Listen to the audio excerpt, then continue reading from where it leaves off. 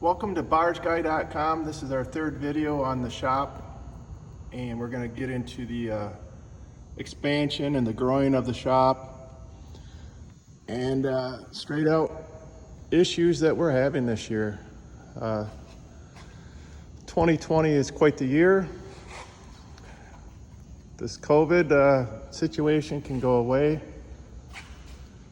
We're down here in Florida, Clearwater, Florida to be exact. And I just want to go over some of the challenges that we've had due to COVID. I guess that's really the main reasons of most of our issues. Some are just us and growing pains.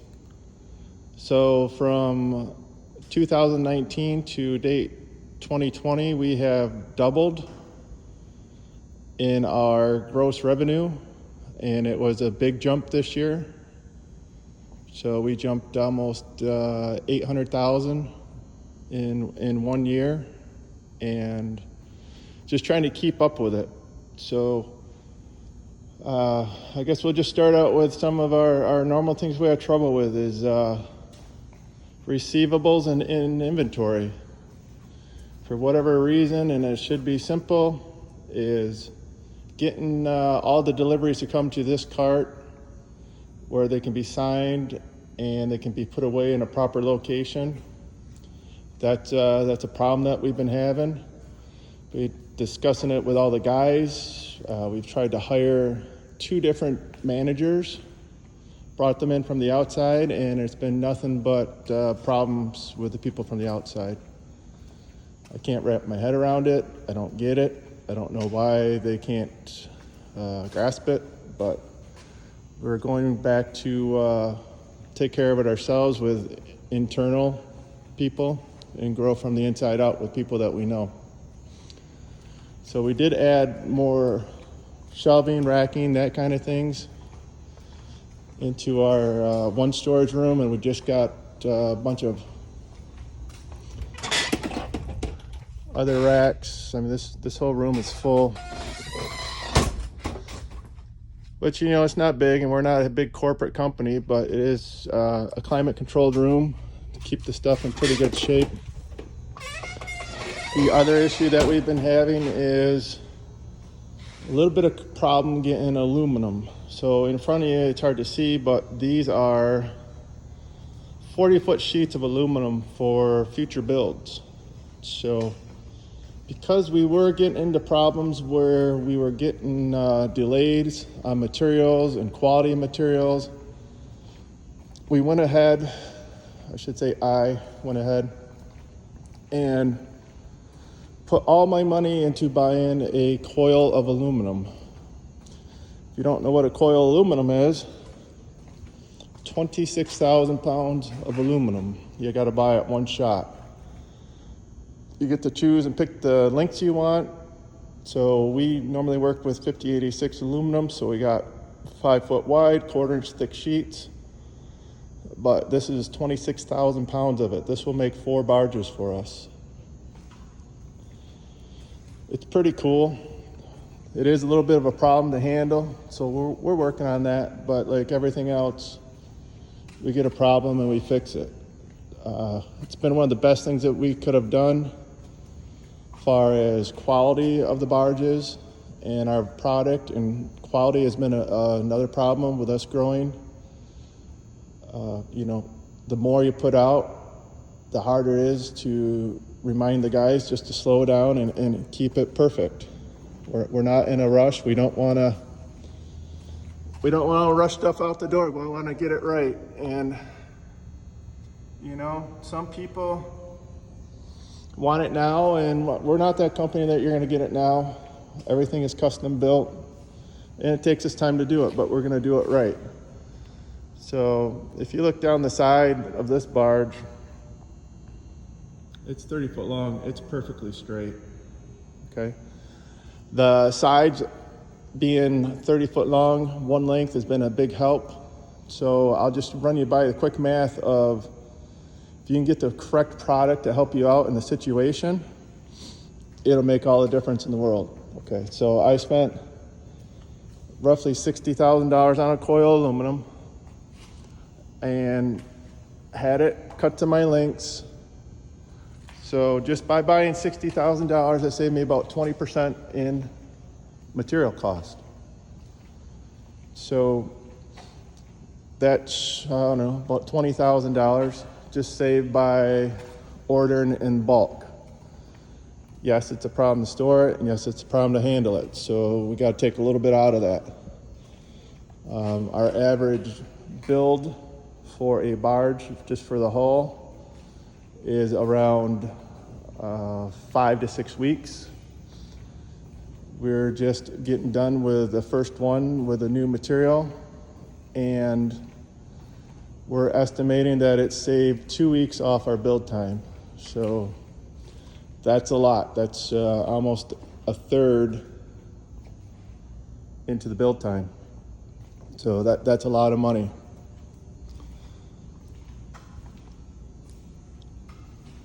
The next problem that we've been having is getting supplies, and it's from COVID. It's straight out COVID. Everybody I talk to, it's we're all in the same group. It's my trailer guys, they can't get trailer axles. My winches, the winches that we put on the cranes to run them, we're going anywhere from, it used to be 2 months to 4 months lead time, and then back order after back order after back order. It's hard to run any business that way. So it's we're trying to buy as much as we can in advance. If you remember the video, the previous videos, not much in the shops that we've just been in have changed here. But we did expand another 3,000 square foot, and I'll walk over there as we kind of go through our list of stuff. So because of having a hard time getting materials and all that good stuff, I have put every dime that the business makes back into product and inventory. So this summer alone, we put $250,000 back into inventory. And it's made a big difference as far as helping us keep our stuff going and building, but it's also creating cash flow problems, of course. So anytime you got that much sitting around, I mean, it's straight out money. So I will say this room is a mess. We just moved into this new 3,000 square foot. We got some pallet racking coming next week, and we'll get this all organized up so it's a little bit better. Without a doubt, it's a mess. But the nice beauty of this shop is we got an air-conditioned room that we can use for our machining, assembling, and TIG welding. And we'll get to that here in a second. So this is where we did add some new stuff, a big radial arm drill. Yeah, it's older than dirt, but it does the job for us. So we drill a lot of big heavy-duty plates, thick 3/4 inch aluminum plates, and we got a lot of holes to drill into it. In front of us is a state-of-the-art drill mast for drilling holes for pile driving for the dock building industry. We got a hydraulic power unit starting here. It's going to have a big diesel Deutz engine in it. And just on Friday, we picked up a bunch of these nice Stanley filing cabinets. They're not filing, they're per parts. So that's going to help us out big time with inventory. We picked up a new sinker wave, which has been really good because we can run this around the shop anywhere. The old one required a little over 100 amp circuit to run it, so that's hard to do. So back to inventory, we got that much money out. I don't have any bank loans. I got one bank loan for a truck that I bought earlier this year because we're starting to deliver equipment, and that's it. So with a couple $100,000 out, it makes it hard going between different jobs and making sure that payroll is taken care of. Honestly, I don't want to be that corporate company, and we won't be that corporate company because that's not me, and I don't want that to happen. So it won't. As long as I own it, it will not happen. But we got around 8 employees right now, and average weekly payroll is pushing $8,000 a week. So that's $32,000 a month. And that's my only thing I worry about. I don't worry about anything else, but I want to make sure that the guys are always getting paid with no questions about it. So this year's been really good to us. We've expanded. We've also got work lined up for 6 months. Quality has paid off. People keep coming to us. Nobody's questioning the prices. Our prices are good. We're even having to raise the prices due to inventory and a few other things. But nobody's even complaining about it. They like our product. They know it does a good job, and they're happy with it. And they'll wait apparently 6 months, probably a little longer. So we're trying to find out where that point ends of somebody's willing to wait for your product. Some of our biggest issues, and I've read this in some other books, is usually I am the problem, because to grow, you have to let control of everything that's happening in your shop. Not everything, I shouldn't say it like that, but you have to get somebody to run the office. You got to get somebody to manage the shop. You got to get, there's just so many things. When it was just building a couple barges at a time, it was easy. We bring the parts in, we set it there, that was for that job. But now with us having to order parts 5 months in advance and coming in at all different times, we need a full-time inventory person to help us out and to keep track of it. Our biggest problem is inventory, and that's what I would assume you guys will run into too. It's easy to build something. My guys are really good. They show up every day. They do what they're told. They do need a little guidance. Some reason that's just something, I guess, that's built into employees. I wish that they could do it on their own, but it just doesn't happen. So we know that we got to build guidance in. We got to have somebody to help manage them. We're doing that from the inside now instead of bringing people in, and we'll just slowly hire work staff. And when we see somebody who's got potential to lead or want to, then we'll promote them forward in the business. And again, all about hiring at a decent wage and paying them good, without a doubt.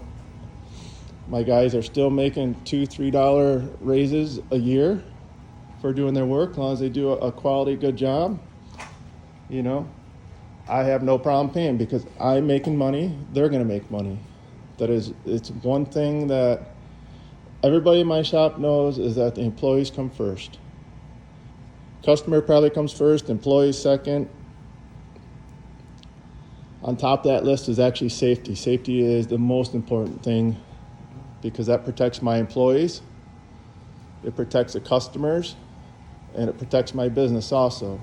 So that's something I guess we don't talk about much, but safety is huge. It takes time to be a safe shop. It takes time to plan. It takes time to get the proper stuff to lift. It takes time, and time is money. And that's why some people probably don't get into some of the safety things they should. But it's crucial. We got safety forms that the guys got to sign, and rules of how to do stuff. And sometimes the guys get a little shitty about it. But I remind them that all those forms and all those rules and all that stuff it's not for me. In the end, it helps me, but it's to protect them so that they never get hurt. I don't want somebody ever getting hurt. I don't want them going home hurt. I don't want, have to call their wife, girlfriend, boyfriend, whatever it is, and say, hey, Johnny got hurt today, and he's at the hospital. I don't want that to happen. So safety is everything. It's all about planning and getting all the right stuff. Safety is part of being clean, a clean shop. This shop is a little dirty right now, but it's not bad for what we've been doing in here. But it's important that cleanliness is safetyness. So if you got a clean shop, it'll be safe. People aren't tripping over stuff. People are there's just so many variables of that. Clean also is productivity. If it's clean, people know where to find the stuff. They know where to find the parts, they know where to find the tools, they know where to find anything that they need. So that's a big deal in productivity. And that's one of our goals or things we're trying to overcome is ramping up the scale of productivity and getting the barges done. It's with our backlog, we got 8 barges waiting to be built, and our average sale is $130,000. And we're trying to get them done faster in a safe way, and that's why we brought on this extra 3,000 square foot, the shop outside we just walked through, and we're trying to hire a couple more guys. I think we need about 2-3 more guys, and we'll be at our max of what we can do, and then we'll just cap it at that. Back to the COVID. Lately, I've just been saying this is a year I wish I could forget. We're going to look back at videos and see everybody in a mask and go, well, that was 2020. It's just been frustrating to no means on the delays caused by the weirdest things because of the break in the parts chains from people being sick at businesses, or there's just so many multiple variables, if I could speak. For us, we're not a big company. I don't consider us. We're small. And that's why I wanted to make this video again, is because we're not the guy in the shop and we're not that corporate guy. And we're in between there somewhere, and we're trying to make it work in the best way we can. But earlier this year, so we had a guy order a hydraulic power pack. We found a company out in California. They were on eBay. Unfortunately, we made a mistake here, so listen to this one is, they had the phone number on eBay, but we didn't order it through eBay. Okay? Got good reputation. On eBay, company name was Diesel Tech out of California, or I might have double checked that name, so don't hold me to that. And I paid them $11,800 for an engine that was supposed to be here in 3 weeks. It's 3 months, we still don't have the engine. So my customer paid me for the engine, I paid them for the engine, and guess what? We do not have it yet. And their answer is, oh, it's COVID. It's COVID. It's we paid the guy in Japan. It's this, it's that. And I'm like, just refund me the money. I'll get it somewhere else. Oh, no, that's a special order. We can't refund you the money. I'm like, well, you didn't give me a product. They're like, oh, yeah, it's COVID. I'm like, well, that's kind of bullshit. I'll just call it out. It's, but that's causing me huge issues that I got a customer pissed off at me because of what? I paid a guy for something that he said he could get, and I can understand a few weeks late, but not 2.5 months, and we still don't have it. That's, they're calling it on COVID. So I don't know. I think some businesses are using it as an excuse for poor behavior, or then I got, some others that are concerned about COVID.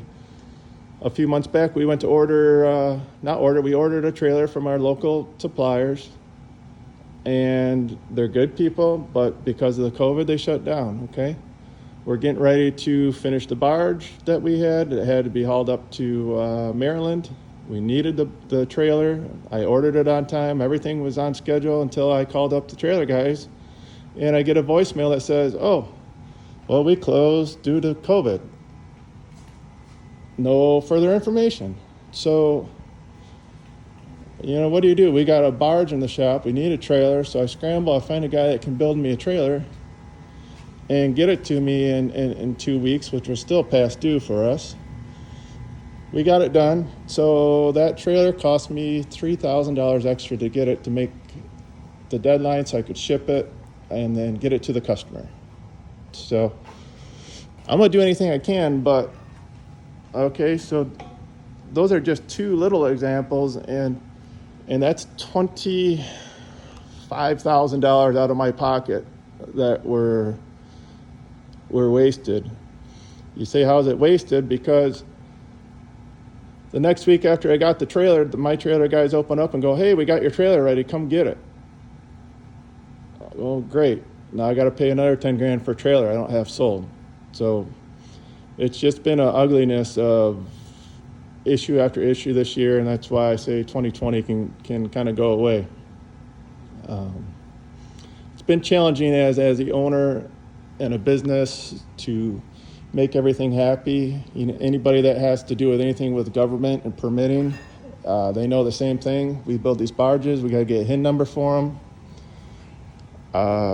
Up to a couple months ago, we couldn't do that. So we were building barges that we couldn't get registered or titled. People put them on the water and they're getting harassed by local government because they're not titled. And they don't seem to really care that it's due to government policies. So it's been a very frustrating year. I've had most of my customers have been good and understanding and know that it's not us, but in the end, we've been catching some shit. I get it. They're frustrated. They got a right to be frustrated. In the end, the manufacturer, the owner is the one that always gets it. The buck stops at the owner no matter what. Whether it's the virus, employee, it doesn't matter what it is. So I don't know if this video was helpful like the original one. Hopefully it was. I just want to share some of the items that we're going through because it's a challenge growing. It's a challenge doubling your company in a year. We doubled employees to make that happen. We've added square foot, dumped money into it. It's just, it's a challenge. It's fun. Don't get me wrong. I love doing it. We're building products that, as far as I can tell, nobody else is building in the country. And that's what makes us grow and be so good. And it's listening to the customer, what their needs are. So if you like the video, please subscribe to us. It's Barge Guy. And have a good day.